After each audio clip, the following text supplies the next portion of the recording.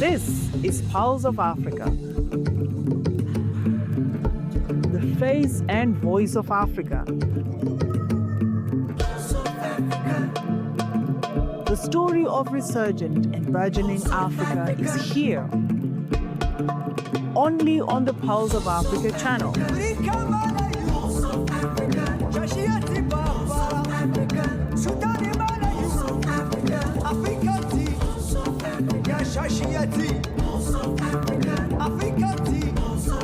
Pulse of Africa, the face and voice of Africa.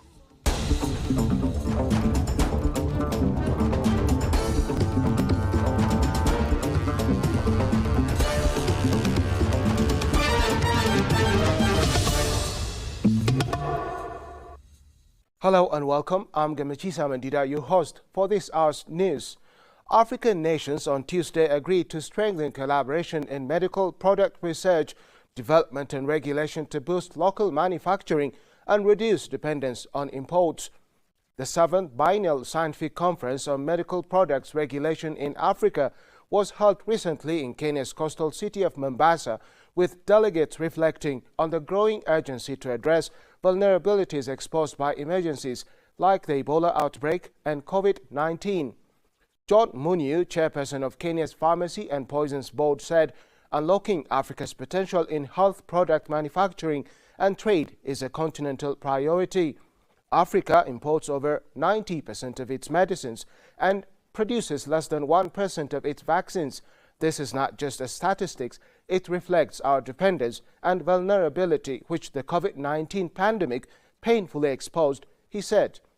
African Medicines Agency's Director General Delesi Mimi Darko underscored the institution's commitment to supporting local pharmaceuticals manufacturing across Africa. Darko said increased regional production will improve access to safe, affordable and high-quality medical products while reducing dependence on imports. Togo's service sector continues to strengthen its role in the national economy. Between 2022 and 2024, its contribution to GDP rose from 61.3% to 61.9%, confirming services as a key driver of growth in the West African nation. The figures were reported in the Central Bank of West African States quarterly bulletin for the second quarter of 2025. This growth in services coincided with a slight contraction in the primary sector, down from 18.7% to 18%, while the secondary sector remained stable at around 20%. As a result, the Togolese economy now relies mainly on trade, transport, telecommunications, and financial services. This reflects ongoing urbanization and digital transformation, particularly in Lomé and other major cities. Togo, and one of the most service-oriented economies in the West African Economic and Monetary Union, MAEMU. Abdul Hamid Dibeiba, Prime Minister of Libya's UN-recognized Government of National Unity, met with Oman's ambassador to Tunisia, Hilal Al-Sanani, on Tuesday to discuss strengthening bilateral cooperation in energy and investment. During the meeting, Al-Sanani expressed Oman's keenness to strengthen economic ties with Libya and support partnerships between institutions of both countries for joint investment, the government's Hakominta news platform stated on Facebook. For his part, Dibeiba affirmed the government's readiness to facilitate procedures that will strengthen bilateral partnership and create new opportunities for integration between the two countries. Hakominta stated, "The meeting marks continued efforts to strengthen ties between Libya and Oman, whose diplomatic mission left Libya in 2014 due to security concerns, but has maintained engagement through visits and meetings." This is Africa, the cradle of humanity, the frontier of the future, a land of visionaries, creators and pioneers, a continent of unstoppable energy where innovation meets tradition, where voices rise, loud and fearless. I am an African. This is the heartbeat of a billion people, diverse, bold, united by a single purpose to tell our own stories in our own way. No borders, no barriers, no filters. A new era of African storytelling is here. From every corner of the continent, from the bustling cities to the quiet villages, we tell Africa's story by Africans for the world. This is the land of a rising Africa, where Africa speaks and the world listens. This is why today we bring you POA, Pulse of Africa, the face and voice of Africa. The Bill and Melinda Gates Foundation will invest at least $1.4 billion by 2029 to help smallholder farmers in sub-Saharan Africa and Asia adapt to the escalating effects of climate change. The funds are earmarked to finance agricultural technologies tailored to new climatic conditions. These include soil health mapping, microorganism-based biofertilizers, and digital decision support tools for crop management. This investment comes as small-scale producers face the full brunt of increased temperature variability, droughts, floods, and heat waves. The Africa Tech Festival kicked off on Tuesday in Cape Town, South Africa, gathering innovators, policymakers, and investors to explore how technology can drive a more inclusive digital future for Africa. Delivering the keynote address at the opening ceremony, South Africa's Minister of Communications and Digital Technologies, Solly Malatsi, noted that Africa must build strong digital foundations to ensure emerging technologies benefit everyone. If we want Africa to benefit from and participate in the next wave of innovation, especially AI, we must get three foundations right at scale: affordable connectivity and devices, reliable digital public infrastructure, practical digital literacy that meets people where they are, said Malatsi. Emerging technologies like AI will be tools for opportunity, not symbols of exclusion. We will turn prototypes into products and products into public value to build a more inclusive digital future for our continent, he added. Now, in its 28th edition, the Africa Tech Festival is Africa's largest technology and digital innovation event, which runs until Thursday. It is expected to draw 17,000 delegates, 300 exhibitors, and 450 speakers.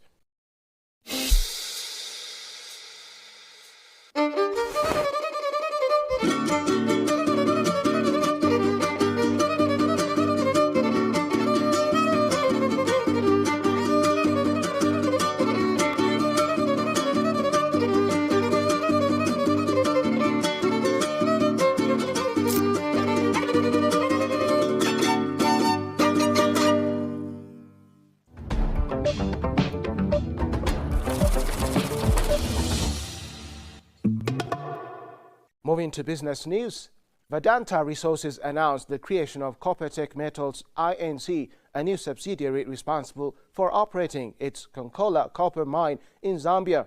As part of this restructuring, the company said it will invest an additional $1.5 billion to increase production to 300,000 tons by 2031.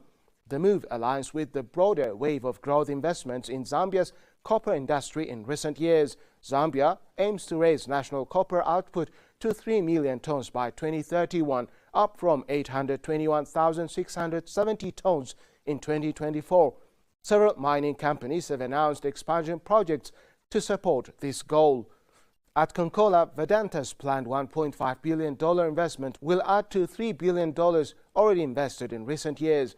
These investments are intended to boost production capacity and support Zambia's long-term growth strategy at a time when global copper demand is rising due to the energy transition and the expansion of the artificial intelligence sector. As the Chad Connection 2030 Investment Roundtable closed on November 11, 2025 in the United Arab Emirates, Chadian President Mahamat Deby Itno announced $16.4 billion in investment pledges from private and international investors. 40 agreements and memoranda of understanding worth $4.1 billion were signed, he said. The Islamic Development Bank plans to provide $650 million in project financing and $200 million in investment and trade guarantees for Chad. The World Bank announced a $2.5 billion package to support the plan's implementation. Other institutions, including the Aris Industrial Group, already active in Chad, expressed their intention to expand operations by building industrial zones in Sarhent N'Djamena and established a textile plant to process locally produced cotton. Attending the Abu Dhabi event to present the Chad Connection 2030 plan, the Chadian government aims to attract up to $30 billion to finance 268 development and reform projects.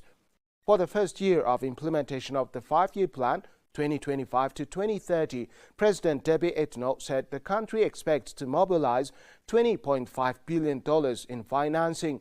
The Chad Connection plan targets 60% GDP growth and a 10% real annual growth rate by 2030.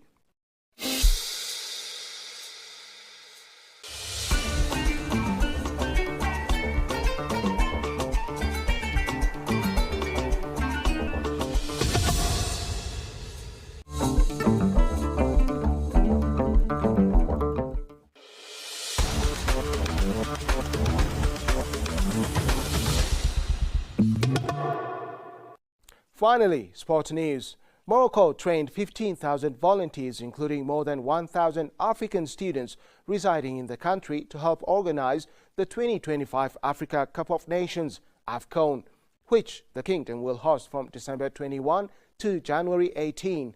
Held in Rabat from November 7 to 10, the training session was designed to equip volunteers with skills in public reception, guidance, and assistance. It also focused on strengthening communication and teamwork to ensure a professional experience for all participants. Chaimi Kaini, an official at the Office for Vocational Training and Job Promotion in Rabat, said the course aims to prepare volunteers to contribute to the success of the tournament, highlighting Moroccan hospitality and values. She noted that the culture of volunteering serves as a lever for the kingdom's sports visibility and makes sporting events unforgettable experiences for both visitors and Moroccans. Volunteers will serve in airports, hotels, train stations and stadiums, according to the organizing committee. The program aligns with Morocco's broader strategy to use major sports events to promote youth participation, African solidarity and the national image ahead of co-hosting the 2030 FIFA World Cup. Let's take a look at the latest weather forecast.